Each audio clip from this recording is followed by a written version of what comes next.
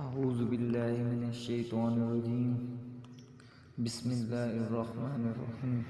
یہ تو ان لوگوں کی کہانی ہے جنہوں نے بتوں کو پوجا اور ان کو وہ پروٹوکول دینے لگے، وہ تعظیم دینے لگے، وہ محبت دینے لگے جو اللہ کا حق ہے، جس نے پیدا کیا ہے۔ دیکھیں، میری اولاد ہے تو میری اولاد کسی کو تعظیم دے تو میں اس کو گوارا کروں گا، آپ کی اولاد تعظیم دے گوارا کریں گے، لیکن باپ والی تعظیم کسی کو دے تو وہ تو آپ گوارا نہیں کریں گے، میں بھی گوارا نہیں کروں گا، چونکہ یہ تو اللہ نے مجھے اور آپ کو اعزاز دیا ہے نا۔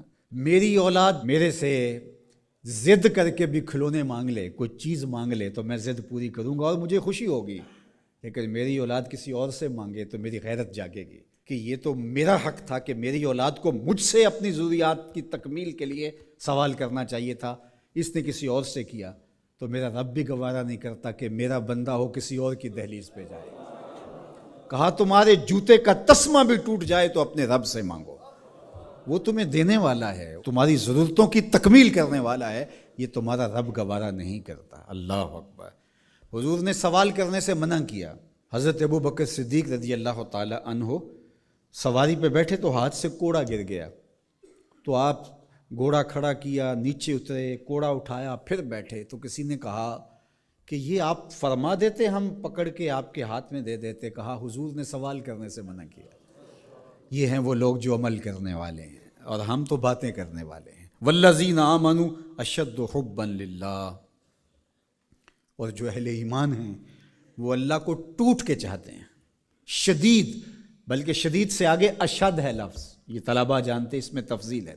جو اہل ایمان ہیں وہ اللہ سے ٹوٹ کر محبت کرتے ہیں، محبت کی جو آخری حد ہے، اور یہاں محبت میں اشد کا لفظ کہہ لیے، دوسرے لفظوں میں اس کو عشق کہہ سکتے ہیں۔ جو اہل ایمان ہے وہ رب سے عشق کرتے ہیں، وہ رب سے ٹوٹ کر محبت کرتے ہیں۔ اشد حب للہ، شدید محبت نہیں، اشد محبت۔ اشد محبت سے آگے تو کوئی درجہ ہی نہیں ہے، تو وہ کتنی محبت کرتے ہیں، تبھی تو جانیں وار دیتے ہیں، اس کے نام پہ، اس کے حکم پہ گردنیں کٹواتے ہیں۔ یہ ہے شدید محبت کا روپ۔ اس کا حکم ہوا جیسا ہوا۔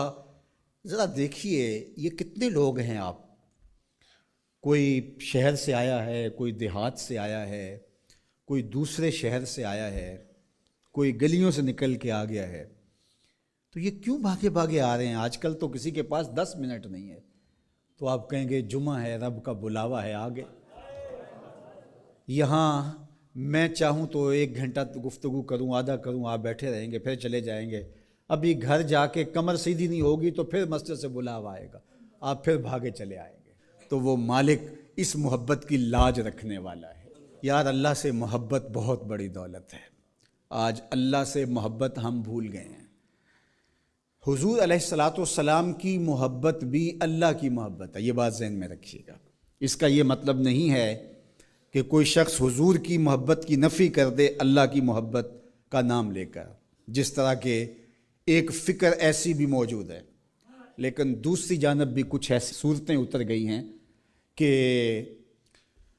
حضور کی محبت اس کا نام لیا جاتا ہے اور اللہ کی محبت بتدریج دلوں سے اس طرح سے ختم کر دی گئی ہے۔ اہل ایمان اللہ سے ٹوٹ کے محبت کرتا، تتجافی جنوبہم عن المضاجع، اور اللہ کی محبت کی وجہ سے راتوں کو ان کی کروٹیں بستروں سے الگ رہتی ہیں، وہ خوف اور طمع میں رب کو پکارتے ہیں، کبھی قیام میں، کبھی سجود میں، کبھی رکوع میں، کبھی تسبیح کرتے ہوئے، کبھی تہلیل کے ترانے پڑھتے ہوئے، اس کا مبارک نام لیتے ہوئے، تو اس کے ذکر سے اس کی محبت کا اظہار ہوتا ہے۔